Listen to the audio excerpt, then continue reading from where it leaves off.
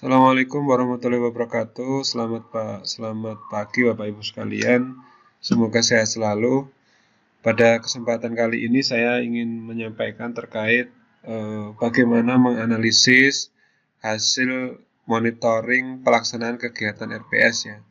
Di mana pada beberapa pertemuan yang lalu sudah disampaikan bahwa Bapak Ibu akan melakukan monitoring dengan menggunakan 4 instrumen yang Bapak Ibu pernah buat di tugas yang ke-9, yaitu monitoring keterlaksanaan RPS, kemudian monitoring atau evaluasi peningkatan kompetensi kepala sekolah, kemudian evaluasi hasil kegiatan RPS dan pencapaian student well-being.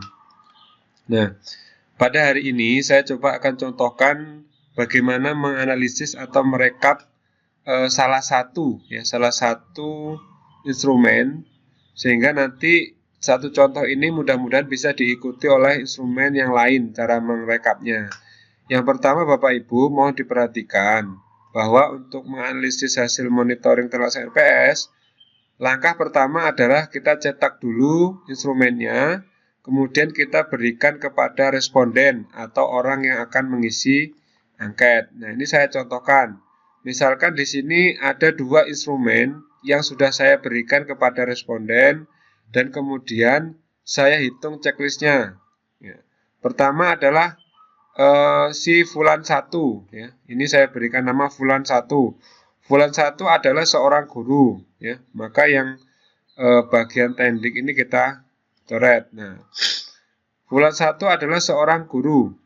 Nah, seorang guru kemudian mereka setelah diberi angket mengisi ya sesuai dengan checklist. Kemudian dari sini Bapak Ibu menghitung berapa checklist yang ya.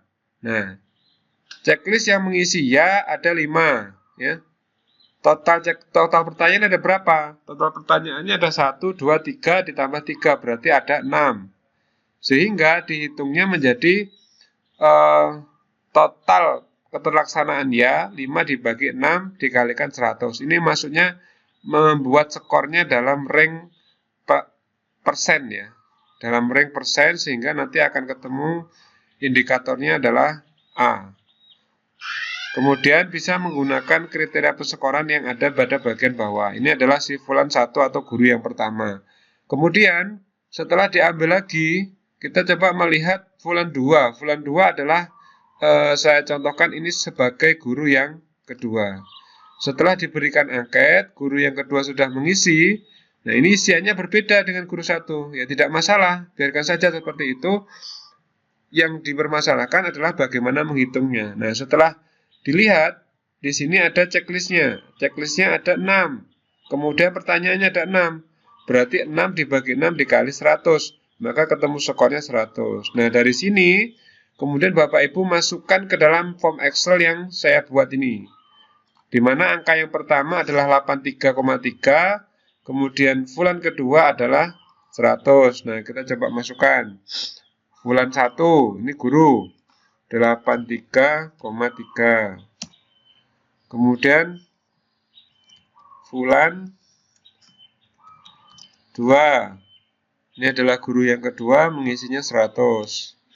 Nah, dari isian ini sudah saya buat, otomatis dia akan berubah atau bergeser ya. Jadi Bapak Ibu tinggal memasukkan saja, tinggal masukkan berapa angket. Di sini saya buat 10, maksimal ini 10, ini 10 orang atau 10 guru yang mengisi angket.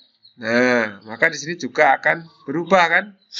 Gurunya sekian ya. Dia menjadi 91,65. Nah, kemudian misal Bapak Ibu juga sudah mengedarkan angket ke siswa 1 dan siswa 2 misalkan. Siswa 1, siswa 2, siswa 3. Oh, ini siswanya dapatnya 3. Misalkan angka yang pertama adalah 90. Kemudian angka yang kedua 97,4.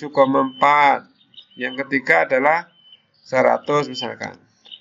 Nah, di sini maka otomatis juga akan berubah. Kemudian di respon yang ketiga adalah tendik ya, atau setap. Setap ini kita beri nama setap 1. Setap 1 mengisi 95. Kemudian staf 2 mengisinya 100. Nah, berarti ada 2 staf yang Bapak Ibu beri. Maka otomatis di sini juga nilainya akan berubah dan rata-ratanya juga akan menyesuaikan. Begitu seterusnya. Termasuk evaluasi yang lain. Nah, di sini sudah saya buatkan. Yang saya contohkan di sini adalah monitoring yang keterlaksanaan kegiatan RPS. Ya, ini tadi yang tadi saya contohkan dalam angket tadi. Nah, untuk yang lainnya juga sama. Untuk yang AKPK diisi oleh guru berapa? Misalkan di sini ada lagi bulan 2, ini untuk yang AKPK nilainya adalah 78, misalkan, otomatis akan berubah grafiknya. Kemudian ini untuk angket yang kedua, untuk mengevaluasi peningkatan kompetensi diisi oleh bulan 2 juga. Ini nanti diisi nama. Nilainya yang pertama 85, yang kedua 99. Kemudian tendiknya bulan 1, bulan 2, misinya 78 misalkan. Ini hanya contoh saja.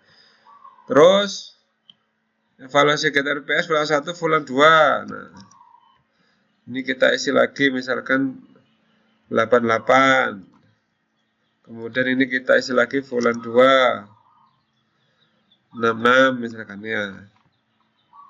Kemudian ini diisi lagi bulan 1. Ini tergantung namanya ya Bu, bulan itu cuma nama samaran aja. Nah, ini kemudian Siva. Ini yang terakhir, student well-being.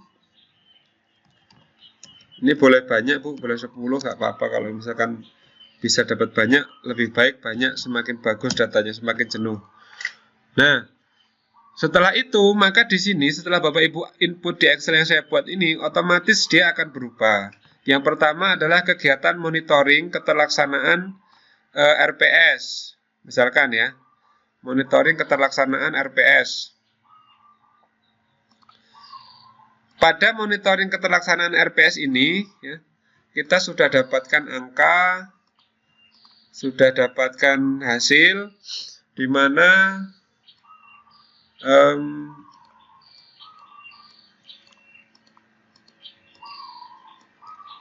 nah, gini hasilnya, di mana di sini adalah rata-rata. Ini saya buat rata-rata.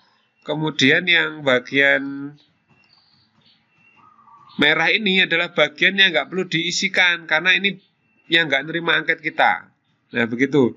Nah setelah dapat data ini langsung kita pakai tabelnya. Nah ini ada tabel, kemudian ada grafiknya. Ini juga perlu dilampirkan dalam laporan keterlaksanaan RPS. Nah ini kok nggak ada angkanya, bisa ya Bapak Ibu berikan angka supaya mungkin nanti mendeskripsikannya lebih mudah. Nah ini sudah ada angkanya toh. Begitu juga selanjutnya. Jadi ini grafik yang pertama adalah grafik monitoring keterlaksanaan kegiatan RPS. Pada contoh ini memperoleh angka 94,9. Berarti kriterianya apa? Kriterianya dilihat tadi sini tadi. Kriterianya sangat memuaskan ya. Nah, dilihat dari sini tadi. Ini ada kriterianya, kriteria persekoran. Nah, dilihat situ sangat memadai. Terus evaluasi peningkatan kompetensi kepala sekolah rata-ratanya berapa? Kita lihat angkanya berapa. Nah, di sini 82,25. Ini coba kita beri warna yang berbeda supaya apa namanya?